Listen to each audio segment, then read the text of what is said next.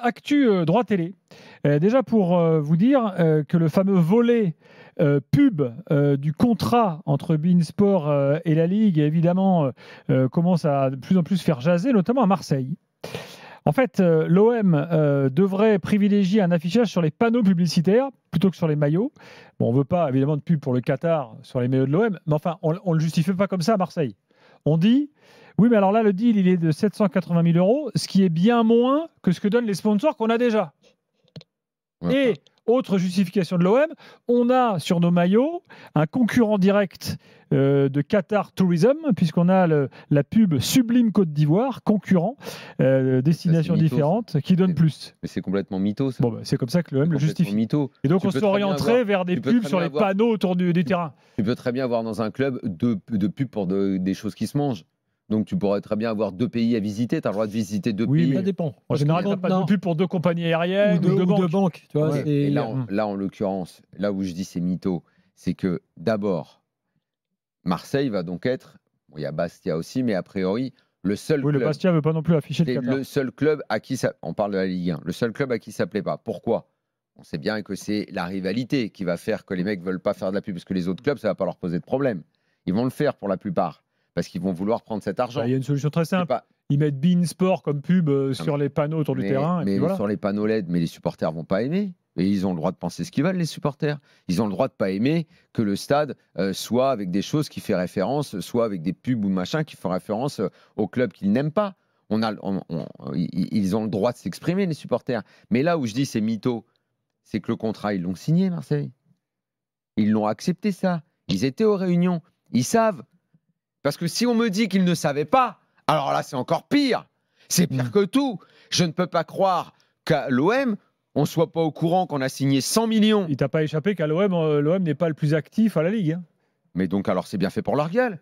Parce que si ils savent qu'il y a un contrat de 100 millions, 80 plus 20 millions en sponsoring, et que ces 20 millions, c'est le Qatar qui a décidé, et que c'est la preuve une fois de plus que c'est Nasser, le patron de la Ligue, avec comme adjoint Vincent Labrune, et que l'OM a tout accepté, et a non seulement tout accepté, depuis CVC, depuis tous les fourrages qu'ils ont subis, ils ont tout accepté, ils ont signé les contrats, et en plus, ils sont allés voter pour lui.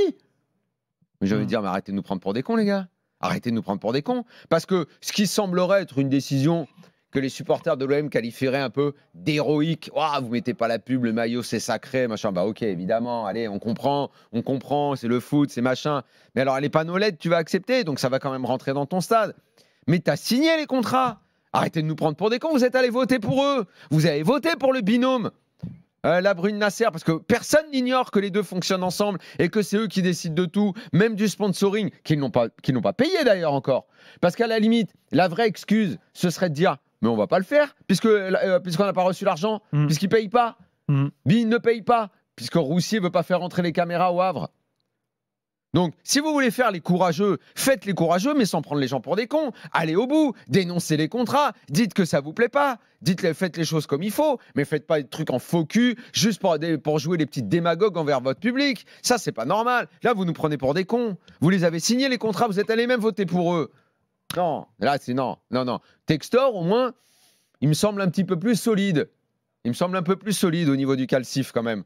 Parce que lui, il a dit non, il s'est élevé contre Nasser dans les réunions. Donc bon, comme il est gêné aux entourneurs parce qu'il n'a pas de blé, Textor, et que ça ne va pas très fort, il ne peut pas payer certains prestataires. Et bon, on se dit que c'est un peu tendu. S'il n'y a pas de Ligue des Champions à la fin de l'année pour Lyon, franchement, ça va commencer à sentir mauvais au niveau des finances. Donc il n'y va pas à fond. Mais au moins, il y va. Au moins, il y va. Lui, dès le début, il s'est opposé. Parce que là, il paraît qu'à Nantes, ils veulent suivre. Parce qu'à Nantes, tu sais qu'il y a des gens qui commencent à pas être payés. Dans les salariés, il y a peut-être un plan social qui se profile. Voilà. Eux, ils vont commencer à faire la gueule aussi, les Nantais. Parce que Kita, il commence, lui aussi, il a un petit peu retrouvé... il a un petit peu retrouvé de courage là, récemment. Kita, c'est un des plus actifs dans les réunions. Puis après, dans la réunion, j'y vais quand même. Tiens, tu me parles de Textor, ça me permet de rappeler, supporter lyonnais, que demain soir, Pierre Sage sera ici même dans le studio de l'After pour une émission exceptionnelle. Il se déplace, il vient nous voir dans notre studio demain, l'entraîneur de l'OL, pour parler foot, parler de sa philosophie de jeu, parler de l'OL, de ses joueurs, de sa saison, de sa carrière. Tout ça, ce sera demain soir, donc avec Pierre Sage. Même si vous n'êtes pas lyonnais, je pense que ça vaut le coup, parce que quand un entraîneur vient comme ça pour une longue discussion dans l'After, ça a toujours beaucoup d'intérêt. Ce sera demain soir à 22h. Juste petit bémol par rapport à ce que dit Daniel, même si effectivement il y a évidemment beaucoup de démagogie dans la position des dirigeants marseillais, qu'ils aient signé pour avoir l'argent et que même s'ils avaient lu qu'il y avait cette possibilité d'avoir de la pub, ils ont pu se dire qu'ils seraient peut-être pas obligés de le faire et que... Tu parles. La preuve, personne ne l'a fait pour l'instant. Tu sais ce qui était prévu dans le contrat ? Attends. Dans le contrat, il était prévu qu'ils pouvaient aménager comme ils avaient envie. Ouais, voilà. Donc en fait, c'est un peu ce qu'ils font. Oui. Sauf qu'ils vont devoir mettre les panneaux LED. Bien sûr. Les panneaux LED, je veux voir la réaction que ça aura avec le public. Je te dis quand même un truc. Non, mais dans leur argumentaire. Ils se sont couchés comme tout le monde. Ils se sont tous couchés. Non, mais ce qui me semble vrai dans leur argumentaire, et même s'il y a de la démagogie par rapport au fait de ne pas mettre le Qatar sur le maillot, c'est vrai qu'un sponsoring maillot, ça n'a rien à voir avec un sponsor bord de terrain, et que effectivement, par rapport à des gens qui veulent se mettre sur le maillot, dégager le sponsor qui a sur le maillot pour mettre un autre juste pour respecter ce contrat. C'est sur la manche. Genre un manche ou le dos. La manche ou le dos. C'est moins cher. Ça change pas. C'est CMA devant. Mais même. Non mais.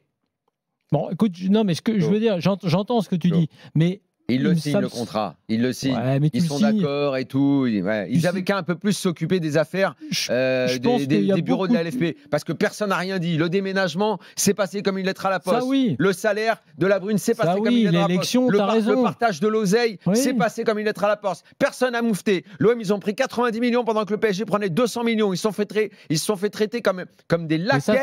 Ils n'ont rien dit. Et là, maintenant, ils viennent chouiner pour un logo. Non, mais franchement. Non, mais ça me paraît beaucoup plus grave dans l'analyse de ce qu'ils ont fait. Non, mais l'histoire des 90 millions versus les 200, ça me paraît une faute professionnelle. Exactement. Alors que là, quelque part, ils sont dans leur droit et dans la logique, je te dis, de leur business. Mais c'est McCourt, ça. C'est même pas Longoria et tout ça. Parce que je pense qu'il y a business un petit peu plus haut. La différence, juste pour revenir sur Lyon-Marseille, la différence entre les deux, et même si on n'est pas au bout d'une surprise avec Textor, à mon avis, et peut-être des mauvaises, c'est quand même la plus grande proximité entre Textor et son club que entre McCourt et l'OM. McCourt, il est trop éloigné de l'OM. Le donneur d'ordre financier est trop loin de tout ça, trop rarement à Marseille, trop éloigné des affaires politiques autour de Marseille et de la Ligue, trop loin. Textor, tout en faisant des conneries, en faisant beaucoup aussi de démagogie, en mettant des coups de pied dans la fourmilière, il communique beaucoup plus présent et il est plus au taquet. Et ce qui explique que là, par exemple, sur la Ligue, quand on lui explique un peu clairement les choses, il arrive à comprendre vite et à remettre un peu tout le monde d'accord, en tout cas à communiquer.